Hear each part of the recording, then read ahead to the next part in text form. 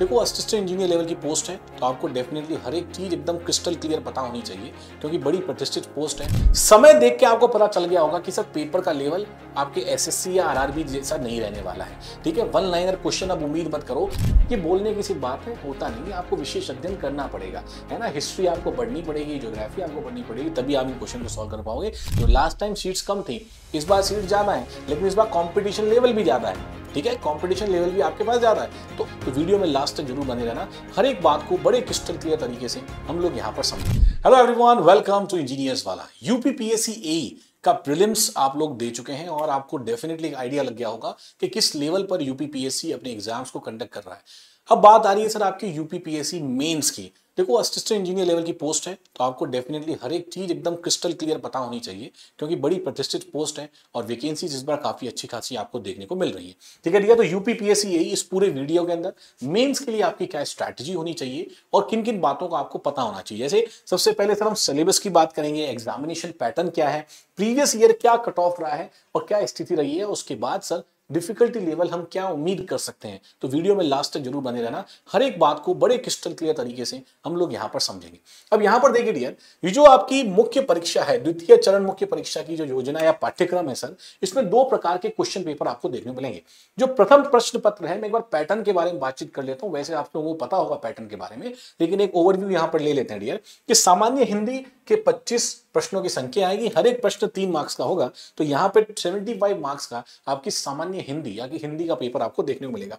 Similarly मुख्य विषय जैसे सिविल इंजीनियरिंग है, उसका फर्स्ट पेपर जिसमें 100 क्वेश्चंस होंगे, हर एक क्वेश्चन 3 मार्क का है तो 300 नंबर आपके पास हो गया। तो जो पहला प्रश्न है, पहला पेपर है सर, उसमें टोटल आपके पास 375 मार्क्स का आपका पेपर रहने वाला है। समय लगभग आपको 2.5 घंटे के आसपास यहां पर मिलेगा। ठीक है, ये मैंने नोटिफिकेशन से ही लिया है तो डेफिनेटली आप देख सकते हैं। सिमिलरली जो द्वितीय प्रश्न पत्र है, जो सेकंड पेपर है सर, उसमें आपको सामान्य अध्ययन यानी जनरल साइंस, जनरल नॉलेज आपके पास जो है उसमें देखेंगे तो सर 25 क्वेश्चन रहेंगे, 3 मार्क का एक क्वेश्चन है, 75 मार्क्स आपको यहाँ पे इसका देखने को मिलेगा। और सिविल इंजीनियरिंग, मैकेनिकल, कृषि या विद्युत इंजीनियरिंग का जो सेकंड पेपर है सर, वो आपको देखने को मिलेगा। जिस भी डिसिप्लिन से आप हो वहां से आपको 100 क्वेश्चन हैं जो 3 नंबर के हैं।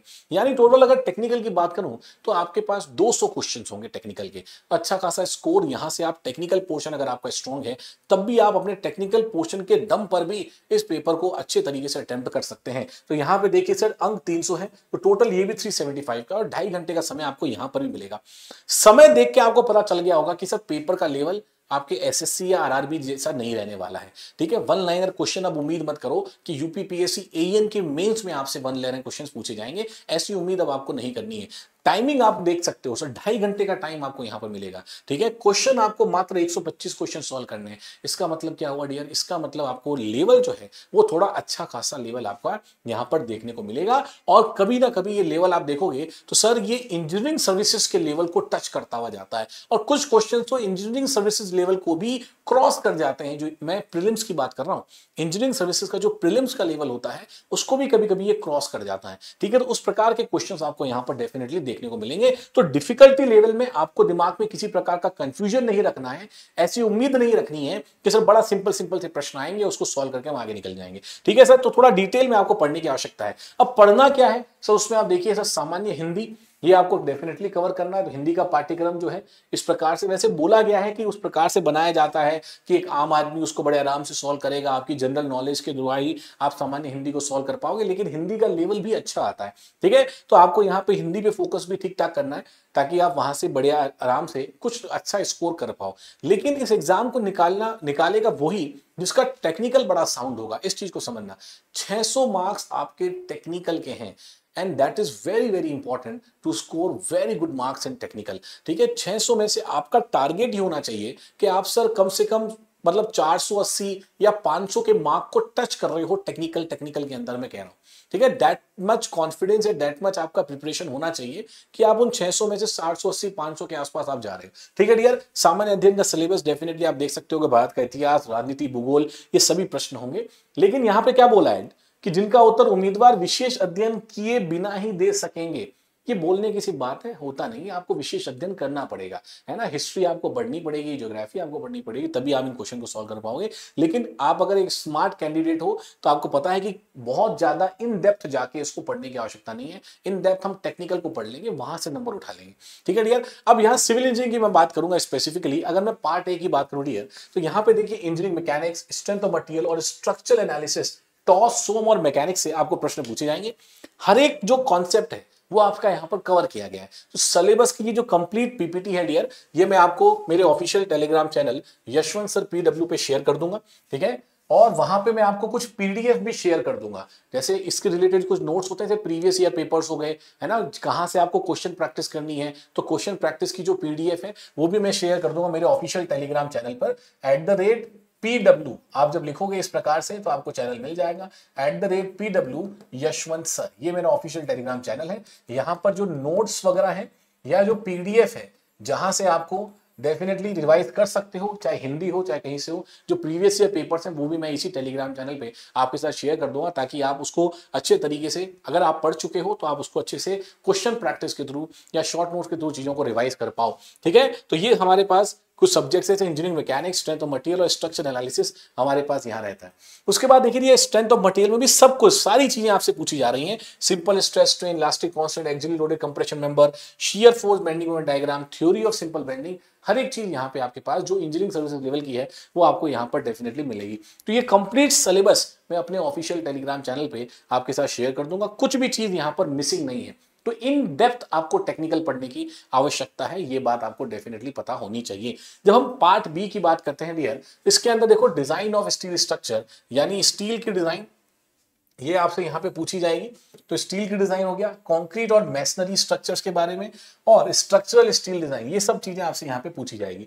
अब देखिए सर, स्टील के सिलेबस में हमारे पास क्या क्या आएगा डियर, स्टील के सिलेबस में हमारे पास क्या क्या आएगा, इस चीज को देखो सर। फैक्टर ऑफ सेफ्टी आपके पास आ रहा है डियर, फैक्टर ऑफ सेफ्टी यहां पर देखिए, load factors, riveted, bolted, welded connection, working stress method भी। देखिए एक बात समझना यहां पर, चाहे आरसीसी हो चाहे स्टील हो, दोनों में आपको दोनों तरह की फिलॉसफी से पढ़ना जरूरी है। WSM क्राइटेरिया को भी पढ़ के जाना और LSM क्राइटेरिया को भी पढ़ के जाना, क्वेश्चंस दोनों से आएंगे, ठीक है। ये साफ साफ सिलेबस में आपके लिखा हुआ है। तो वहां जाके ये मत बोलना सर कि सिर्फ LSM से हमें पढ़ना था, नहीं, वर्किंग स्ट्रेस भी आपको पढ़ना है और लिमिट स्टेट मेथड दोनों पढ़ने, दोनों पे आपको फोकस करना है।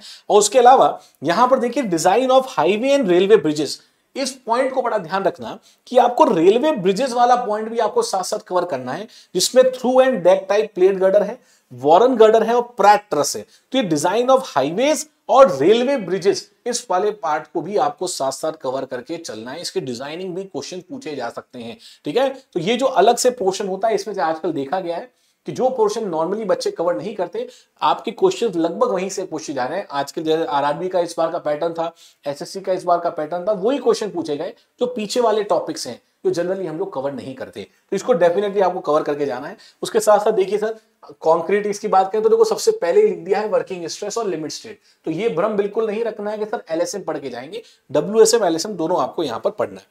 इसके साथ साथ डियर आपके लिए बड़ी इंपॉर्टेंट चीज ये है कि देखो, कुछ मैंने बताया ना, कुछ भी नहीं छोड़ा हुआ है। तो आपको ये डेफिनेटली पता होना चाहिए कि सर यहां पर आपको वाटर टैंक्स के बारे में भी पढ़ना है आरसीसी के अंदर। तो रिटेनिंग वॉल्स क्या होती है, वाटर टैंक्स वगैरह क्या होते हैं, क्योंकि देखो बेसिक चीज तो आप पढ़ोगे ही, ये मतलब बीम हो गया, स्टेयर केसेस हो गया, ये सब तो आप पढ़ोगे ही, स्लैब वगैरह, लेकिन उसके साथ साथ वाटर टैंक्स, रिटेनिंग वॉल, और उसके साथ साथ dear design of masonry retaining walls, ठीक है, और उसके साथ अर्थक्वेक रेजिस्टेंट बिल्डिंग के बारे में। तो ये जो लास्ट के पॉइंट्स होते हैं, these are very very important and crucial points. यहीं से जब वन लाइनर भी आ जाते हैं तब भी हम कर नहीं पाते, बिकॉज वो पीछे वाले टॉपिक्स हैं। तो आपको कंप्लीट कवरेज करना बड़ा जरूरी है, क्योंकि कंपटीशन बड़ा टफ है इस बार, है ना। तो इस चीज को आपको ध्यान रखना। साथ साथ देखिए sir, design of brick masonry, तो ये जो क्या करना, ये जो मैं आपको पीडीएफ शेयर करूंगा मेरे ऑफिशियल टेलीग्राम चैनल पर, इस पीडीएफ को डियर आप लोग प्रिंट आउट निकाल लो और सिलेबस अपने सामने चिपका लो, ताकि आपको हर एक पॉइंट पता हो कि ये हमसे एग्जाम में चीजें पूछी जाएंगी, ठीक है डियर। उसके बाद देखिए आपको प्री स्ट्रेसिंग वगैरह तो पूछा जाएगा ही, ये सारी बातें हैं। तो ये हमारा आरसीसी का सिलेबस हो जाएगा। Building material, construction technology, planning management, ये सारी बातें भी आपसे यहां पर पूछी जाएंगी। तो दैट मींस इस चीज को यहां पर ध्यान रखना जरूर कि कंस्ट्रक्शन टेक्नोलॉजी सीटी से भी प्रश्न आपके पास आएंगे और प्लानिंग एंड मैनेजमेंट से भी प्रश्न आपसे पूछे जाएंगे। तो ये प्लानिंग एंड मैनेजमेंट से थ्योरेटिकल क्वेश्चन काफी बनते हैं, इसको जरूर आप एक बार पढ़ के जाना ताकि थ्योरेटिकल क्वेश्चन वहां से आप सॉल्व कर पाओ। बाकी तो एक बड़ा स्टैंडर्ड सिलेबस है कि टाइल्स हो गया, लाइन, ग्लास, सीमेंट, मोटार, जो स्टैंडर्ड नॉर्मली आप पढ़ते भी हो वो पूरा सिलेबस है। लेकिन इंपॉर्टेंट, और टिम्बर भी आप नॉर्मली पढ़ते हैं, लेकिन जो इंपॉर्टेंट है वो ये है सर कि selection of material for various usages, जैसे कि लो कॉस्ट हाउसिंग हो गया, ये मास हाउसिंग हो गया, हाई राइज बिल्डिंग हो गया, इनके लिए कैसे हम सिलेक्शन करते हैं मटेरियल्स का, ये सब चीजें आपको एडिशनल पढ़नी है। तो जब सिलेबस को आप एनालाइज करोगे तो हर एक चीज जो सिलेबस के एंड में लिखी हुई है वो आपके लिए थोड़ा ज्यादा इंपॉर्टेंट है, क्योंकि ऊपर वाली तो स्टैंडर्ड सिलेबस है, तो कहीं ना कहीं आप लोग पढ़ ही रहे हो, सभी बच्चा पढ़ रहा है। ठीक है, जैसे मैसनरी में देखिए बहुत इंपॉर्टेंट बातें यहां सर मैसनरी में भी आपको दे रखी है। जैसे डियर यहां पर देखोगे तो basic principle of detail and approximate estimation, ये एस्टिमेशन के बारे में आपको बता दिया है। नेशनल बिल्डिंग कोड के प्रोविजंस, ये आपके लिए हाईलाइटेड मैंने आपको बता दिया है सर, है ना। उसके अलावा देखो सर यहां पर अगर आप ऊपर देखोगे तो सर वाटर प्रूफिंग ये सब तो है ही, स्टेयरकेस, डोर, विंडोज, ये सब आपको पढ़ना है। रेट्रोफिटिंग ऑफ द बिल्डिंग्स, इसके बारे में भी आपको डेफिनेटली आइडिया होना चाहिए। उसके बाद कंस्ट्रक्शन एक्टिविटी शेड्यूल, मशीनरी, ये जरूर ध्यान रखना, ये आपके कंस्ट्रक्शन इक्विपमेंट्स का पार्ट होता है, जहां पे मशीनरी जो आ रही है, अर्थवर्क की जो मशीनरी है, ठीक है, कंक्रीटिंग और स्पेसिफिक यूजेस, उनके यूज क्या है, ये सारी बातें आपको देखनी है। ठीक है ना, ट्रैक्टर्स वगैरह जो भी मशीनरी आपके अर्थवर्क में काम आ रही है, एक्सक्यूवेशन के काम आ रही हैं, वो सारी मशीन्स आपको यहाँ पर जरूर देखना। उसके साथ साथ सीपीएम पार्ट का पूरा पोर्शन है और साथ साथ क्वालिटी वाले पोर्शन भी आपको साथ साथ यहाँ पर देख के चलना है। तो सिलेबस का एकदम डीप नॉलेज होना बड़ा इंपॉर्टेंट है इस पर्टिकुलर एग्जाम को निकालने के लिए। ठीक है डियर, कॉस्ट ऑप्टिमाइजेशन, प्रॉफिटेबिलिटी, ये मैंने आपको बता ही दिया है। फिर जियो टेक्निकल की तरफ आओगे तो सॉइल मैकेनिक्स का एक स्टैंडर्ड सिलेबस है, नॉर्मली आप लोग कवर करते हैं, तो डेफिनेटली सॉइल में कुछ भी एडिशनल इस प्रकार का आपको नहीं है, जो एक स्टैंडर्ड सिलेबस है वही सारा आपको गिवन है यहाँ पे। ठीक है सर, फ्लूइड मैकेनिक्स के अंदर भी कुछ एडिशनल बहुत सारी चीजें नहीं है, जैसा स्टैंडर्ड सिलेबस है वही आपको मिल गया। डायमेंशन एनालिसिस हो गया, लेमिनार, टर्बुलेंट, बाउंड्री लेयर हो गया, ओसीएफ, ओपन चैनल फ्लो हो गया डियर, ये सारी बातें। हाइड्रोलिक मशीन डेफिनेटली आपसे पूछा जाएगा, सक्शन हेड वगैरह क्या होते हैं। ठीक है, हाइड्रोलिक टर्बाइंस के बारे में भी आपसे यहाँ पे पूछा जाएगा कि सर हाइड्रोलिक टर्बाइंस हमारे पास क्या है, पंप्स हमारे पास किस प्रकार से होते हैं, तो वो सारी बातें भी डेफिनेटली आपसे पूछी जाएगी। हाइड्रोलॉजी और वाटर रिसोर्स इंजीनियरिंग की बात करोगे तो इसके अंदर भी डियर आपके पास कंप्लीट हाइड्रोलॉजी यहाँ पर है, उसके साथ साथ ग्राउंड वाटर फ्लो, मतलब कंप्लीट हाइड्रोलॉजी आपको यहाँ पे ग्राउंड वाटर के साथ साथ पूछी जाएगी। River training structures, diversion headworks, canals में से कुछ भी नहीं छोड़ा हुआ है। ट्रांसपोर्टेशन में भी, रेलवे तक तो आपको पढ़ना ही है सारी चीजें, तो ट्रांसपोर्टेशन मतलब हाईवे के रिलेटेड जो डिजाइन है वो सारी आपको देखनी है। रेलवे इंजीनियरिंग स्पेसिफिकली मेंशन किया गया है, तो रेलवे भी आपको पढ़ना है, और एयरपोर्ट भी मेंशन किया गया है, तो रेलवे, एयरपोर्ट, है ना। ब्रिजेस का मैंने आपको पहले बता ही दिया, वॉरेंट ट्रस्ट जो डेक वगैरह थे, डेक ब्रिजेस वगैरह थे, उन सबको भी आपको देखना है। तो this is the complete syllabus जो आपको यहाँ पर डेफिनेटली देखना है डियर। साथ साथ एनवायरमेंटल इंजीनियरिंग, एनवायरमेंट इंजीनियरिंग का वास्ट सिलेबस है, सॉलिड वेस्ट, वाटर ट्रीटमेंट, दोनों को आपको कंसीडर करना है, दोनों बातें देखनी है। सर्वे आपके लिए उतना ही एक सिस्टम है, लेकिन सर्वे में जो एडिशनल है वो है sir introduction to GIS system, जो बेसिकली आज के बच्चे पढ़ते हैं, पहले नहीं पढ़ते थे ज्यादा, लेकिन जीआईएस जीपीएस सिस्टम जो है ये भी आपको साथ साथ यहाँ पर डियर कवर करते हुए चलना है। इंजीनियरिंग जियोलॉजी, ये पोर्शन बिल्कुल अलग है, इसको साथ साथ आपको कवर करना है कि जियोलॉजी होता क्या है, उसके एप्लीकेशंस क्या होते हैं, और प्रोजेक्ट्स कौन कौन से हैं जो हमारे ब्रिजेस और टनल्स में काम आते हैं। तो कभी कभी आप बोलते हो सर ये out of the box question है, नहीं, उस सिलेबस के अंदर का एक क्वेश्चन है, लेकिन किसके अंदर दिया हुआ है, जियोलॉजी के अंदर दिया हुआ है। ठीक है, तो जियोलॉजी को भी आपको अलग से कवर करके चलना है। ये है सर आपका सिविल इंजीनियरिंग का कंप्लीट सिलेबस। तो सिलेबस देख के ही पता चल गया सर बड़ी मेहनत की जरूरत है, और लंबा चौड़ा सिलेबस हमारे पास है। तो इस सिलेबस की पीडीएफ आपको मेरे ऑफिशियल टेलीग्राम चैनल में मिल जाएगी, मैं कुछ नोट्स भी साथ में आपके शेयर कर दूंगा, कुछ पीडीएफ भी वहां पर शेयर कर दूंगा, ताकि आपको एक बड़े अंदाजा लगे, क्वेश्चन प्रैक्टिस जो आप कर पाओ, तो अच्छे से क्वेश्चन प्रैक्टिस कर पाओ, तो ये सब चीजें आपके लिए काफी अच्छी वहां पे मिल जाएंगी। ठीक है डियर, साथ साथ यूपीपीएससी ए की मैं अगर कट ऑफ की बात करूं तो देखो मैं बात करता हूं डियर इरिगेशन डिपार्टमेंट की, तो यहां पर देखिए एक आइडिया आपको लग जाएगा। डिपार्टमेंटल कट ऑफ्स में अगर देखोगे तो एक आइडिया आपको लग जाएगा। तो मिनिमम कट ऑफ मार्क देखिए सर, अनरिजर्व कैटेगरी का 516, ठीक है, ईडब्ल्यूएस का सर 496, एससी का 444, एसटी का 389, ओबीसी का सर 493। तो ये आप देख सकते हो कि सर ये हमारे पास 2020 की कट ऑफ है, जहां पर मैं अगर मैक्सिमम मार्क्स भी देखूं डियर तो लगभग आप देखिए 538 540 के अराउंड आपको देखने को मिल रहे हैं। अब सर बात समझिए यहाँ पे कि सर 375 का आपका पेपर 1 है, 375 आपका पेपर 2 है, इसमें से डियर 600 नंबर तो आपका टेक्निकली है। तो आप ये सोचो कि अगर आप टेक्निकल को ही उस लेवल पर फोकस कर लो, जैसा मैं आपको बता रहा था कि अगर आप 450 से ऊपर भी, मैं 480 बताया मैंने आपको, लेकिन आप 450 भी आप यहां पर अगर करने की कोशिश करते हो, जो किया जा सकता है, दिस इज नॉट मतलब ऐसा नहीं है कि सर बिल्कुल ही आउट ऑफ द वो लेवल है। आप 600 में से 450 नंबर अगर आपका टारगेट ये भी है तो कुछ मार्क्स हिंदी में और कुछ आप जनरल साइंस में निकाल के आप डेफिनेटली कट ऑफ से ऊपर जा सकते हैं। देखिए इस बार नंबर ऑफ सीट्स भी ज्यादा है, तो लगभग कट ऑफ इसी रेंज में आप एक्सपेक्ट कर सकते हो। लास्ट टाइम सीट्स कम थी, इस बार सीट ज्यादा है, लेकिन इस बार कॉम्पिटिशन लेवल भी ज्यादा है। ठीक है, कंपटीशन लेवल भी आपके पास ज्यादा है, तो ओवरऑल अगर देखोगे तो कट ऑफ उतना ही रहेगा, इसमें 2-4 नंबर ऊपर नीचे आप मान सकते हो। ठीक है डियर, सिमिलरली देखो इसका एक अंदाजा आप यहां से भी लगा सकते हो। 2013 की बात भी करी तो आप 558, ये देखिए ठीक है 558 आपके पास यहाँ पर सर देखने को मिला है ना। 334 ये हो गया, 515 हो गया, तो ये आपके पास कट ऑफ यहाँ पर सर देखने को मिला। Minimum cut off 334। तो 2013 से 2020 में कट ऑफ काफी बड़ी थी। हर साल कट ऑफ बढ़ती है क्योंकि बच्चों की प्रिपरेशन जो है वो इंप्रूव होती रहती है। तो हमें कट ऑफ को टारगेट नहीं करना है, हमें तो टारगेट करना है कि सर ये एग्जाम निकल जाए किसी भी तरीके से। इसका मतलब ये होता है कि आप कट ऑफ से कम 30-40 नंबर ऊपर का टारगेट करके चलो, तब आप बड़े आराम से एक ट्रेंड को क्रॉस कर सकते हो। ठीक है डियर, तो ये बड़ा सिंपल है।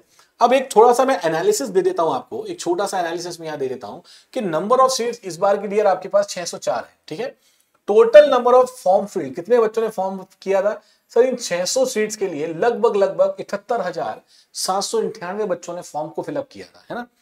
और अटेंडेंस देखिए प्री एग्जाम में कितनी है, तो आप यहां समझ सकते हो कि सीरियस कैंडिडेट कितने हैं।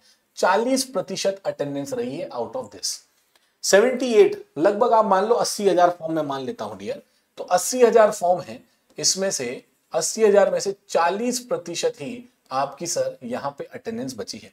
ठीक है सर, 40% अटेंडेंस बची है, 8 चौक 32 कह दो, तो लगभग देखिए सर 32,000 बच्चों ने इसका पेपर भरा होगा।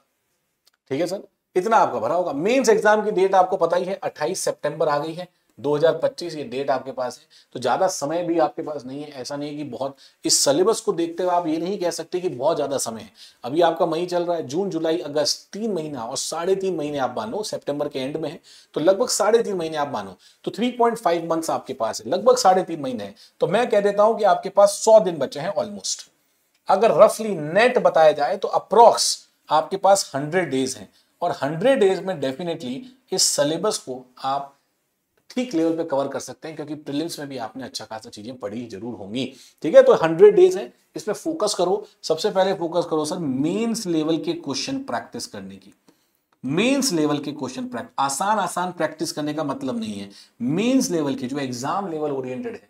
तो आपको मैं कुछ क्वेश्चन शेयर कर दूंगा, कुछ पीडीएफ शेयर कर दूंगा मेरे ऑफिशियल टेलीग्राम पे, वहां पे डेफिनेटली आपको मिल जाएंगे, तो वहां से भी देख सकते हो और जहां से भी आप कर रहे हो वहां से भी आप देख सकते हो। ठीक है डियर, देखिए पेपर में देखिए पिछली बार जब प्री हुआ था उस समय देखिए सिर्फ 40% अभ्यर्थियों ने दर्ज कराई उपस्थिति, ये आप देख सकते हैं सब। मात्र 40% बच्चे यहाँ पे आप जो है सिर्फ 40% बच्चे ही प्रेजेंट रहे थे, और इंजीनियरिंग एप्टीट्यूड में सिलेबस से बाहर के सवालों से उलझे। तो आपको out of the box question mains में भी देखने को मिल सकते हैं। आप सबको पता है प्रीलिम्स का पैटर्न इस बार बदला था, है ना। प्रीलिम्स हुआ, पैटर्न उसका चेंज हुआ, बहुत सारे सब्जेक्ट्स नए आए।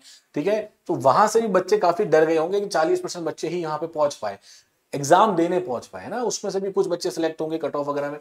तो यहां पर देखिए सर सिलेबस के बाहर के क्वेश्चन, मतलब थोड़े out of the box questions भी आपको यहाँ पे उम्मीद की जा सकती है। तो एग्जामिनेशन लेवल डेफिनेटली अच्छा रहने वाला है, तो आपकी तैयारी उस लेवल पे अच्छी होनी चाहिए। क्या आपके पास पर्याप्त समय है? हाँ, 100 दिन का आपका पर्याप्त समय है, जिससे आप इस सिलेबस को कवर कर सकते हैं, एकदम जीरो से नहीं, क्योंकि काफी चीजें आप पहले से पढ़ चुके हो। तो अब आपको उन टॉपिक से फोकस करना है जो बिल्कुल ही अलग वाले टॉपिक्स हैं, के साथ बिल्कुल सेपरेट टॉपिक्स हैं, उनको आपको फोकस करना है, जो मैंने आपको हाईलाइट करके यहां बता दिए हैं। ठीक है ना सर, तो ये कंप्लीट स्ट्रैटेजी डियर आपको डेफिनेटली पता होनी चाहिए। बेसिक कंटेंट आपके पास होना चाहिए, कॉन्सेप्ट्स बड़े इंपॉर्टेंट हैं, क्योंकि रट्टाफिकेशन यहां नहीं चलने वाला।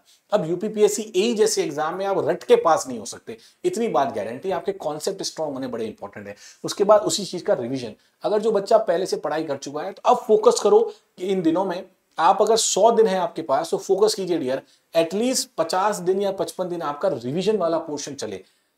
45 दिन आप ले लो, 50 दिन ले लो, ताकि आप सिलेबस को वापस से पूरा आप सिलेबस को कंप्लीट कर पाओ, या जो पोर्शन आपका रह गया उसको पूरा कर पाए, बैकलॉग क्लियर कर पाओ। लेकिन बचे हुए 50 दिन जो एग्जाम के पास वाले हैं उसमें आपका रिवीजन ही होना चाहिए, और स्ट्रॉन्ग रिवीजन होना चाहिए। प्रैक्टिस, आपको ये बताने की आवश्यकता ही नहीं है कि प्रैक्टिस की इंपॉर्टेंस कितनी ज्यादा है। जितने ज्यादा एक ही सेम एग्जाम लेवल के क्वेश्चंस को सॉल्व करोगे, उतना बेहतर आपका एग्जाम वहां पे जाएगा।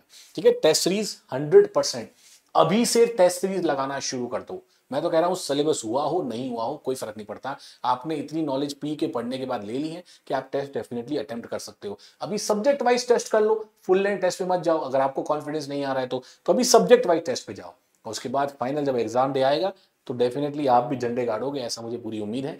और बहुत अच्छे तरीके से यूपीपीएससी के एग्जाम को आप लोग टारगेट करोगे, मुझे पूरी उम्मीद है सर। ये पूरी स्ट्रैटेजी जो मैंने आपको बताई, जो सिलेबस डिस्क्रिप्शन मैंने आपको बताया, आपको डेफिनेटली समझ आया होगा और एक डायरेक्शन जरूर आपको मिला होगा। कमेंट बॉक्स में कमेंट करके बताना कितने बच्चे यूपीपीएससी की तैयारी कर रहे हैं और कैसी चल रही है आपकी तैयारी। मिलते हैं नेक्स्ट वीडियो में, till then keep learning and keep rocking. Thank you.